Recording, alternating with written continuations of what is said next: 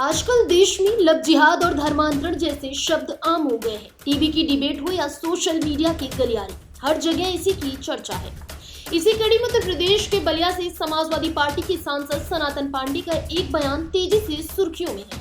उन्होंने इन मुद्दे पर कुछ ऐसी बातें कही जो सीधे तौर पर हमारी सामाजिक बनावट और कानून के तालमेल पर सवाल उठाती है। सनातन पांडे का कहना है कि भारत के कानून में जो बदलाव हुए हैं वो शायद भारतीय समाज की असल मानसिकता को ध्यान में रखकर नहीं किए गए। उन्होंने उदाहरण देते हुए कहा कि सरकार ने 18 साल की उम्र में प्रौढ़ या मैच्योर होने की उम्र मान ली है।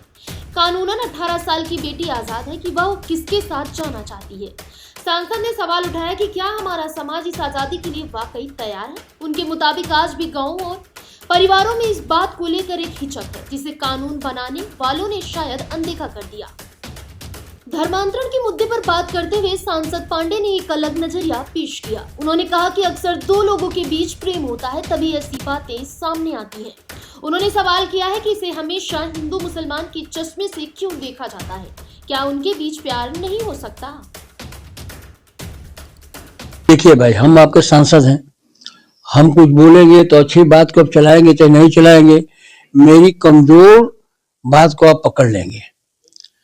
मैं कह दूंगा है तो एक सांसद का कहना माना जाएगा, लेकिन मैं व्यक्तिगत रूप से कह रहा हूं कि जो हिंदुस्तान के कानून में जो परिवर्तन हुए हैं वो भारत के आम मानसिकता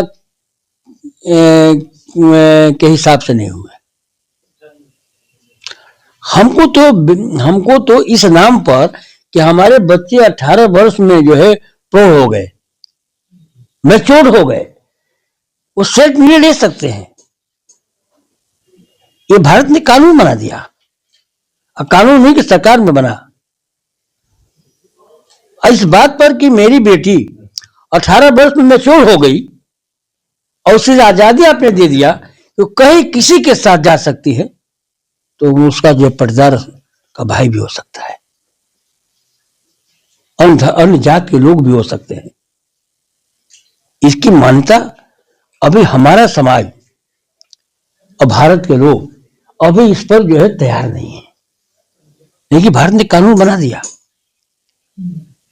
धर्मांतरण पर क्यों जाते हैं? धर्मांतरण जो एक जो होता है कहीं सुनते हैं तो भी तो प्रेम है। दोनों के बीच प्रेम होगा तभी ना बात आगे बढ़ी होगी। तो आप लोग हिंदू मुसलमान से क्यों जोड़ते हैं? हिंदू मुसलमान के बीच प्रेम नहीं हो सकता है।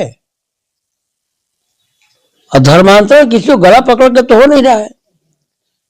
आप क्यों नहीं इतनी हिंदुस्तान में सुविधा दे रहे हैं कि बाहर के लोग आकर के यहाँ बसना शुरू कर दें, बाहर के लोग भी हिंदुस्तान को हिंदुस्तान समझने लगे।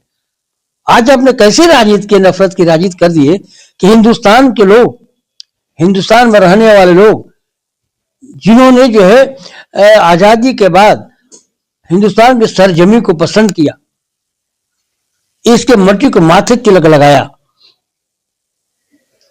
आप उसको कलंकित कर रहे हैं। आप देश से उसको हटाना चाहते हैं।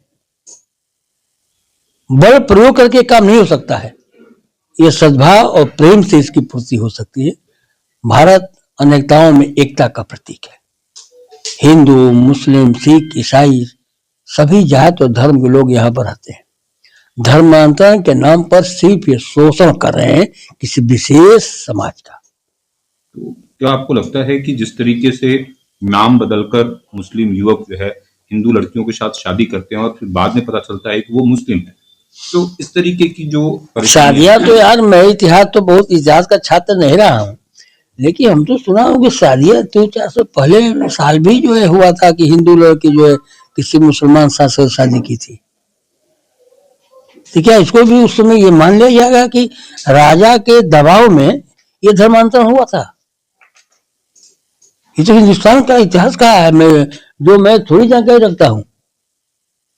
वो जो शादी हुई थी वो मुसलमान शासक के दबाव में धर्मांतरण करके शादी हुई थी। धर्मांतरण जहां हो रहा है उसको आप देख नहीं पाए।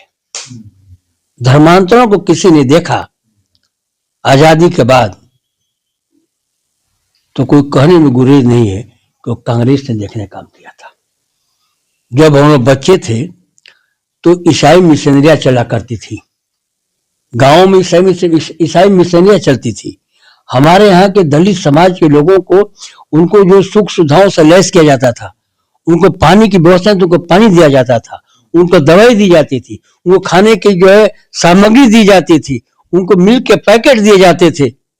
उस समय जो है तमाम जो है हमारे यहाँ के हिंदू, दलित और अन्य जाति के लोग जो धर्मांतरण के ईसाई बनने काम किए थे। फिलहाल इस खबर में बस